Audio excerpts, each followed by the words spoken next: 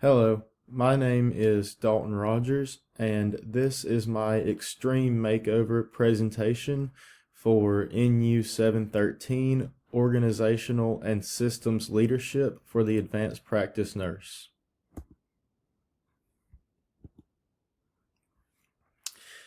For introduction and expectations, the purpose of this presentation is to identify a miscommunication in the workplace, the factors that led to it, and how conversation relates to my organization's culture through organization as a conversation, patterns of relating, patterns of meaning, ways of talking, listening, mindfulness, and innovation. The end goal of my presentation is to exemplify how I can innovate my organization into an open conversationalist culture. An example of a miscommunication in the workplace. During a busy shift in the intensive care unit, I was assigned 3 patients and struggled to keep up throughout the day. One of my patients had an elevated white blood cell count, and several cultures were taken to determine the cause. The second patient had just returned from the cardiac catheterization lab, where a temporary pacemaker was placed. Unfortunately, the pacemaker malfunctioned, leading to bradycardia and hypotension. The third patient was confused and combative, attempting to get out of bed. After stabilizing the second patient, I focused on the combative patient. At this point, shift change was approaching, and I realized that I had not yet received the results from a previous spinal tap on the first patient. If the results had been critical or positive, the lab would have called me directly, and I would have charted them. However, the results were included with the other daily results, since no abnormal findings existed. The infectious disease doctor was frustrated that he had not been informed about the results, as he needed to know if they were abnormal or not. Recognizing this as a communication error, I promptly provided the doctor with the results, and the patient was evaluated further. How did this miscommunication occur? The miscommunication occurred as a result of multiple reasons. First, the unit is always so short-staffed, this results in nurses being tripled with critically ill patients when we are only supposed to have 2 patients at a time. As a result of this, staff becomes very frustrated when they are drowning in work and are struggled to just get caught up on things like charting and med passes. This also occurred because the microbiology lab only calls the nurses with critical results and nothing else with results, so with the results not being critical, they were placed with all other results for the day and overlooked. Conversation themes versus culture portrayed by conversations. Conversation themes within my organization include short staffing issues, amount of patient workload placed on each nurse, management disregarding ideas for improvement in safety, and management pressuring nurses to pick up extra shifts throughout the week. The culture portrayed by conversations in my organization reflect these themes by frequent complaints of being overworked and underpaid, having high levels of stress due to the short staffing, no notable changes from management, and management not listening or making efforts to make a positive change.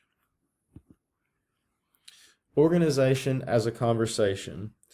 Organization consists of patterns of meaning and patterns of relating. Patterns of meaning stand for the organization's mission and values. My organization's mission is providing state-of-the-art healthcare with integrity to the people we serve, and the values are compassion, accountability, respect, excellence, and service. Patterns of relating stand for the way individuals communicate within an organization. My organization's pattern of relating is through frustrated and burnt-out nurses that feel as if their voices are not heard and have seen no real solutions be put into effect to solve these problems. Relational leading is needed here to invoke transparency amongst management and staff to foster interprofessional collaboration from all roles of staff. Patterns of relating is how people interact with each other based on the organization's culture.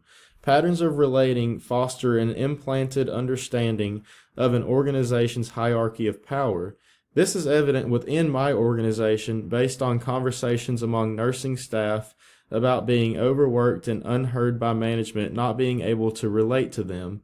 Being able to recognize these patterns improve communications, resolve conflicts, and create healthier relationships. Talking and actively listening to one another alone will create a healthier workplace environment. Patterns of meaning are an organization's collective identity based on their mission, vision, and values. My organization's mission is to provide state-of-the-art healthcare with integrity to the people we serve. The vision is to remain the region's premier choice for healthcare, and the values are compassion, accountability, respect, excellence, and service. These patterns of meaning structure the organization as a conversation. However, for example, my organization cannot withhold the value of excellence due to the culture that it has created through conversations of staff. These conversations are usually about being burnt out and wanting to leave the profession of nursing completely because of the workload nurses have to manage and constantly being understaffed. Despite being known conversations to management, they do nothing about this to try and accommodate for a lesser workload.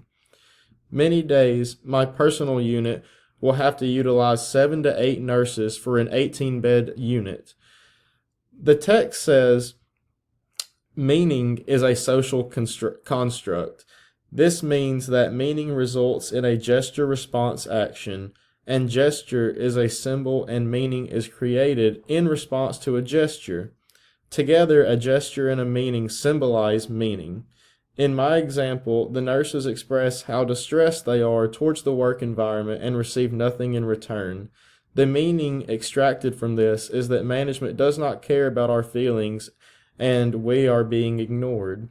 This means the organization cannot truly live up to its value of excellence. Ways of talking, listening, and mindfulness. Our ways of talking in organizations are patterns that can reinforce and stabilize culture. Listening is a collaborative process. It is enabled by both gestures, speaking, and responses. Taken together, gestures and responses create a kind of collective understanding or shared meaning, while mindfulness is described as the energy of being aware and awake in the present moment. To be mindful is to be present and at one with those around you, with what you are doing. Talking has impacted my organization in a negative way by the conversations being about feeling overwhelmed and frustrated constantly. Listening is not being utilized within my organization because the management has yet to actively listen to the needs of the nurses and actually make an effort for change. Mindfulness is also not represented within my management of the organization because even though the nurses are speaking to them about these issues, they are not present in the conversation and being able to relate to us. Innovation is centered around a multifaceted nature that is not only inventing something new, but also improving upon pre-existing ideas or concepts. This is near impossible with my organization due to the nurses' voices not being heard. The nurses are the individuals who run the unit every hour of the day and oftentimes recognize areas for improvement. However, management suppresses our opinions and does not seem to think they would ever work. To change the story of my organization as a conversation, I would insert the opportunity for end-of-shift meetings to encourage open conversation amongst staff, including management. The most successful teams are often characterized by healthy debates and sometimes even heated arguments. I believe this would be beneficial for my organization to be able to express our thoughts and opinions openly in front of the management and to receive answers on why or why not issues may be addressed. However, the difference between a functional and dysfunctional team is that if these debates call them to break apart, the debates must be healthy and try to implement ways of innovation for the outcome. To enhance patterns of relating in my organization, we must focus our attention on building trust between management and staff. To do this, management would need to admit their weaknesses and change them to focus on successes. This would occur by the nurses collectively voicing opinions about an area that needs change and actually seeing the results. This is done through the two patterns of relating, which are talking and listening. To change the patterns of meaning in my organization, we would need to begin by making distinguished efforts to uphold the mission, vision, and values. By understanding the patterns such as personal histories, cultural context, and emotional responses, this can lead to an enhanced organization as a culture. To change the story of talking, listening, and mindfulness, the conversations throughout staff and management would need to be completely transparent and open environment while active listening is also taking place in order to understand a problem and arrive at a solution cohesively. Mindfulness is an aspect to active listening to fully acknowledge others' ideas and bring awareness to the present. To change the story and foster innovation, my organization would need to be open-minded and actively listen to the nursing staff who are actually dealing with daily issues and occurrences throughout their shifts. The organization would need to admit their weaknesses and use them as learning experiences to improve the organization as a whole. By utilizing all of these practices, this is how the story can be made over. During a busy shift in the intensive care unit, I was assigned 3 patients and found it challenging to keep up throughout the day. One of my patients had an elevated white blood cell count, and several cultures were taken to determine the cause. The second patient had just returned from the heart catheter lab where a temporary pacemaker was placed. Unfortunately, the pacemaker began malfunctioning, leading to bradycardia and hypotension. I had to focus dedicated care on this patient for an extended period, managing the condition until the cardiologist could arrive. The third patient was confused and combative, attempting to get out of bed. After stabilizing the second patient, I focused on the combative patient. As my colleagues noticed I was falling behind, they graciously offered to assist me with my remaining task. At this point, shift change was approaching, and I had not realized that the results from a previous spinal tap on the first patient had just come in. If the result had been critical or abnormal, the lab would have called it to my attention, allowing me to chart it accordingly. However, since there were no abnormal results, the information was presented with the other results for the day. The infectious disease doctor expressed frustration at not being notified about the results, as he needed to determine their significance. I promptly gave the doctor the results and charted them in the Critical Values tab.